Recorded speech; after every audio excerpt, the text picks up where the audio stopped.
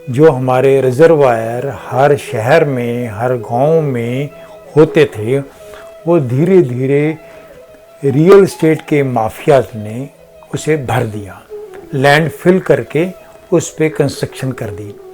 तो जो छोटे छोटे रिजर्वायर थे, वो रिजर्वायर्स को ना तो पानी भरने का मौका मिला, ना उनके पास जगह थी। सोशल मीडिया से न्यूज़ आई, उससे कुछ राहत मिलती है कि वहाँ पे सोशल सर्विस और भाईचारा बड़ा ही कायम है।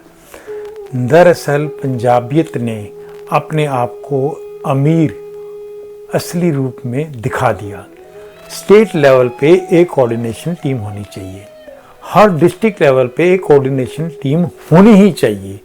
और ये कोऑर्डिनेशन टीम को सारे ही ऑर्गेनाइजेशन, चाहे धार्मिक हों, चाहे वो सोशल वर्कर हों, चाहे एनजीओ हों, चाहे गवर्नमेंट हो, वो उसको रिपोर्ट करें। जो डैम्स हमारे वाटर रेगुलेशन करने चाहिए थे, जो वाटर रिसोर्सेज को हमने प्लानिंग करना चाहिए था, जो टेक्नोलॉजी के साथ में संभाल कर पानी को रिलीज़ करना या स्टोर करना था, वो डैम्स ने नहीं किया।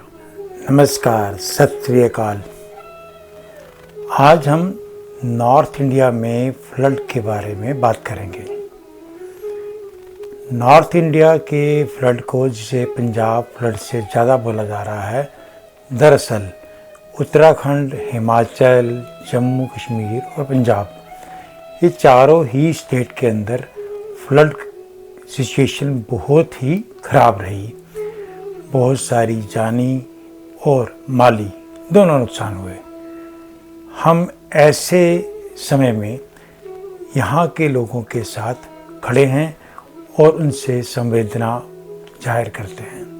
पंजाब से जो सोशल मीडिया से न्यूज़ आई, उससे कुछ राहत मिलती है कि वहाँ पे सोशल सर्विस और भाईचारा बड़ा ही कायम है। दरअसल पंजाबियत ने अपने आप को अमीर असली रूप में दिखा दिया, जबकि सेंटर और स्टेट की ना तो राहत मिली, ना उनकी प्लानिंग मिली, पर लोगों ने खुद ही अपने ही सिर पे इस आपदा को संभाला। आपदा दो तीन तरीके की होती हैं, जिसमें एक तो है नेचर ने ही कुछ ऐसा कर दिया जिसका कोई इंसानियत तौर से कोई उपाय है ही नहीं, जैसे कि बादल का फटना, भूचाल आ जाना या बहुत बड़ा सुनामी आ जाना। दूसरा है इंसान अपनी ही कब्र आप ही खोदी हो। और ये जो फ्लड आए हैं, लगता ऐसे है कि ये मैन मेड आपदा है। मैन मेड कैसे? क्योंकि जो डैम्स हमारे वाटर रेगुलेशन करने चाहिए थे, जो वाटर रिसोर्सेज को हमने प्लानिंग करना चाहिए था, जो टेक्नोलॉजी के साथ में संभाल कर पानी को रिलीज़ करना या स्टोर करना था, वो डैम्स ने नहीं किया। और बहुत ही शॉर्ट टाइम में पानी को रिलीज़ करना पड़ा। ये मिस प्लानिंग है। दूसरी, इंसान ने बहुत देर से डेवलपमेंट के नाम पर अपनी नेचुरल रिसोर्सेज को ख़त्म कर दिया। तो ये एक बड़ी बारिश में हमेशा ही हम देखते हैं, जैसे कि गुड़गांव के अंदर फ्लड आना कोई आदमी के बिना हुआ कारण है, ना कि ये आपदा थी। ऐसे ही बड़े ही शहरों में ये आपदा बनती जा रही है, क्योंकि इंसान ने अपने लालच के कारण यहाँ पर पूरी की पूरी लैंड फिलिंग की है। जो कभी जोड़, तालाब, लेक होती थी, वो अब रही नहीं है। इसमें माफिया के अंदर पॉलिटिशियंस, गवर्नमेंट और हम लोग शामिल हैं। और यही कारण है कि आज जब बारिश होती है, तो हमारे शहरों का, हमारे गाँव का हालात बहुत बुरे हैं।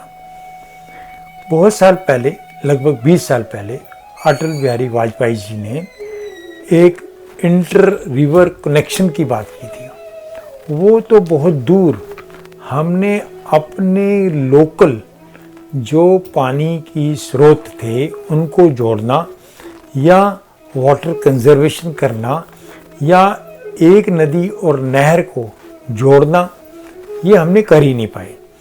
नदी से नदी जोड़ना बहुत दूर की बात थी, पर हम लोकलाइज तरीके से भी अपनी स्टॉर्म वाटर की कंजर्वेशन या प्लानिंग कर ही नहीं पाया। ये एक बहुत बड़ी बात है। अब हम आते हैं आपदा के ऊपर या फ्लड रिलीफ के ऊपर। इंडिया के अंदर हम क्राइसिस मैनेजमेंट के बारे में बहुत कम जानते हैं, और जानते हैं तो उसे इम्प्लीमेंट नहीं करते, उसका एग्जीक्यूशन तो है ही नहीं।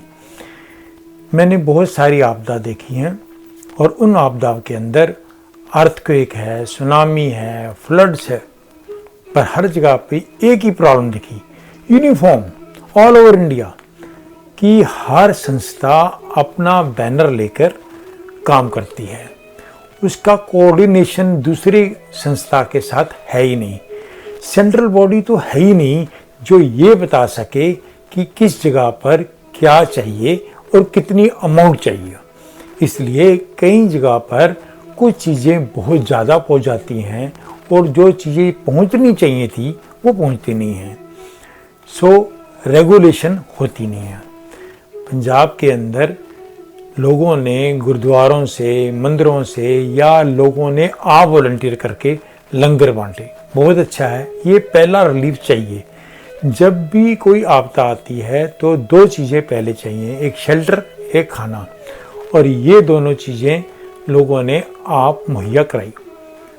इसके अलावा बहुत सारा पैसा चाहिए, और वो पैसा लोगों ने खुद ही इकट्ठा किया, और वो वर्ल्ड वाइड पैसा इकट्ठा होकर आया। कुछ बड़ी ऑर्गेनाइजेशन ने, कुछ बड़े आर्टिस्ट ने, कुछ पॉलिटिशियंस ने भी कुछ पैसा बांटा, पर मिस प्लानिंग है। हमें अभी तक ये समझ नहीं आया कि हमने एक सेंट्रलाइज तरीके से इस फाइट को कैसे लड़ें। ये वॉर टाइम था, क्योंकि हर तरफ से तबाही थी, और हर जगह पे एड चाहिए थी। आप किसी पर्टिकुलर एरिया में ज़्यादा एड करके कोई फ़ायदा नहीं करने वाले हो। तो एक जब भी आपदा आए, यहाँ से आज ही सीख लें, क्योंकि जिस तरीके से इंसान ने ये फ्लड की मैनेजमेंट कर चुके हैं, और हमारा जो अभी इंफ्रास्ट्रक्चर इतना वीक है, तो आने वाले 10 सालों में ऐसी आपदा हर दूसरे साल मिलेंगी। तो हमें अपनी तैयारी आज करनी होगी। स्टेट लेवल पे एक कोऑर्डिनेशन टीम होनी चाहिए, हर डिस्ट्रिक्ट लेवल पे एक कोऑर्डिनेशन टीम होनी ही चाहिए, और ये कोऑर्डिनेशन टीम को सारे ही ऑर्गेनाइजेशन, चाहे धार्मिक हों, चाहे वो सोशल वर्कर हों, चाहे एनजीओ हों, चाहे गवर्नमेंट हो, वो उसको रिपोर्ट करें, और वो रिपोर्ट पे बेस पे सारों की हेल्प डिस्ट्रीब्यूट की जाए। जो जिसमें एक्सपर्ट है उसकी हेल्प ली जाए। जहाँ पर मेडिसिन चाहिए वहाँ मेडिसिन जाए, जहाँ पे फूड चाहिए वहाँ पे फूड की रिक्वायरमेंट पूरी की जाए। जैसे कि कपूरथला के एक ही इंसान ने 100 बोट बनाकर ये दिखा दिया कि गवर्नमेंट कितनी भी पावरफुल हो, पर इंसान पे अगर जज्बा हो और लोगों के अंदर एक इंसानियत हो, तो वो गवर्नमेंट से ज़्यादा बड़ी हो। अगर हम आज वर्ल्ड की 4th इकॉनमी हैं, पर कमाल की बात है कि 4 स्टेट के अंदर गवर्नमेंट वहाँ पे माइनस थी, वहाँ पर दिखी नहीं, और वहाँ पर ना तो बोट दे सके, ना खाना दे सके, ना शेल्टर दे सके, ना एक सांत्वना के तरह पे एक रिफॉर्म के लिए, एक रिलीफ के लिए कुछ पैसा दे सके। तो इससे समझ आया कि हमें जीडीपी के ऊपर नहीं रहना, हमें बेसिक ग्राउंड लेवल पे काम करना है। तो ये आपदा को हम एक पॉजिटिव तरीके से समझें, क्योंकि जिस तरीके से हमारी प्लानिंग है और जिस तरीके से इंडिया में काम होता है, उससे हमें समझ जाना चाहिए कि हर 2 साल के बाद ऐसी आपदा आएंगी और हम उसके लिए तैयारी करें। इंडिया को कोई प्रेज नहीं कर पाएगा अगर हम ऐसी आपदा को संभाल नहीं पाते। तो आज ही हमें काम करना होगा कि एक क्राइसिस मैनेजमेंट की ट्रेनिंग स्टेट लेवल पे, डिस्ट्रिक्ट लेवल पे और जोन लेवल पे करनी होगी। हमें एम्पावरमेंट करना पड़ेगा और कुछ अच्छे इंसान की तरह लोगों को इस क्राइसिस मैनेजमेंट में अपना सहयोग देना होगा। वॉलंटियर्स ही काम करेंगे, ये पंजाब ने समझा दिया। अगर पंजाब के लोग आगे बढ़कर अपने आप ना हेल्प करते तो पॉलिटिशियंस भी ना आते। ये तो अच्छा हुआ कि कुछ आर्टिस्ट ने आगे बढ़कर हेल्प की, जिससे पॉलिटिशियन के ऊपर एक प्रेशर कुछ बना और उनको वहाँ पर आना पड़ा, नहीं तो एरियल सर्वे करते रहते। आज अपने बैनर की जरूरत नहीं है। जिस तरीके से आपदा आई है, इनमें इस बात को समझना पड़ेगा कि अपने अपने बैनर के नीचे काम करने से हम वार पाथ पे आपदा को नहीं जीत सकते। आइए इस वीडियो को एक मैसेज मान के चलें कि हम अगली आपदा की तैयारी कर लें, क्योंकि ये आपदा हमारे करते हुए काम को समझा रहा है कि आपदा अब हमारी जीवन का हिस्सा बनने वाली है, क्योंकि हम हर जगह पर गलत हो चुके हैं। ना तो हम डैम बना पाए और डैम बनाए तो उसका वाटर कंट्रोल नहीं कर पाए, टेक्नोलॉजी से हम उसको रिलीज नहीं कर पाए और हम ट्रांसपेरेंट तो कभी थे ही नहीं। ये एक मैसेज पंजाब की तरफ से बाकी स्टेट्स को भी है कि जब आपदा आए तो आपस में खड़े होना बड़ा ज़रूरी है। ऐसी आपदा में हम अपने लेवल पे क्या कर सकते हैं, इस पे हम सभी को ध्यान देना है। अन्यथा ये एक आपदा हमें ऐसे ही बर्बाद करती रहेगी। जो नुकसान हुआ है उसकी भरपाई बहुत मुश्किल है।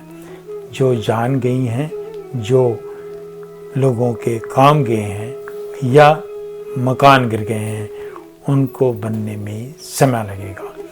हम उनके लिए दुआ करते हैं, भगवान से अरदास करते हैं कि ये आपदा से हम जल्दी ही निपट जाएं। पर गवर्नमेंट्स को और बड़ी ऑर्गेनाइजेशन को इस बात को समझ लेना चाहिए कि अगर नेशनल प्राइड करना है तो ऐसी आपदा में हम डटकर प्लानिंग से लड़ें, ना कि एक दूसरे पे गलतियां निकालें। हम उम्मीद करते हैं आपको ये वीडियो अच्छी लगी होगी। आप इसको शेयर कीजिए, सब्सक्राइब कीजिए और आपदा के लोगों को हेल्प कीजिए। नमस्कार, सत श्री अकाल।